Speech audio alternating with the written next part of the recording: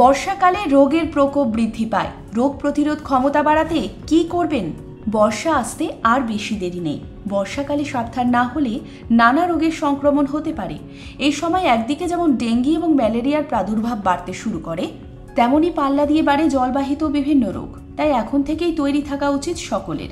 খাওয়া দাওয়া সুস্থ থাকতে এবং দেহে রোগ প্রতিরোধ ক্ষমতা গড়ে তুলতে স্বাস্থ্যকর খাবার খাওয়া প্রয়োজন। টাটকা সবজি এবং ফল তার মধ্যে অন্যতম। বাড়িতে তৈরি খাবার খাওয়া উচিত। কাঁচা হলুদ, তুলসী পাতা এবং আদার মধ্যে রোগ প্রতিরোধকারী ক্ষমতা রয়েছে বর্ষার আগে, তাই এই জিনিসগুলি দিয়ে তৈরি চা পান করা যেতে পারে। বর্ষাকালে সর্দি, কাশি এবং জ্বরের প্রকোপ বাড়ে। বাতাসে ঘুরতে থাকে ইনফ্লুয়েঞ্জা ভাইরাস। এই সময় এই রকম ক্ষেত্রে আক্রান্তদের থেকে দূরে থাকা উচিত। প্রয়োজনে মাস্ক ব্যবহার করা যেতে পারে।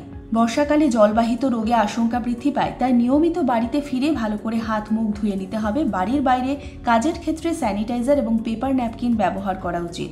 বাড়ি এবং আশেপাশে জমা জল দেখলে সাবধান হওয়া উচিত। অল্প বৃষ্টি এবং রোদ এরকম আবহাওয়ায় জমা জলে মশা ডিম পাড়ে, তাই বাড়িতে জল জমলেও তা যেন 3 দিন অন্তর পাল্টে দেওয়া হয়, সেদিকে খেয়াল রাখতে হয়।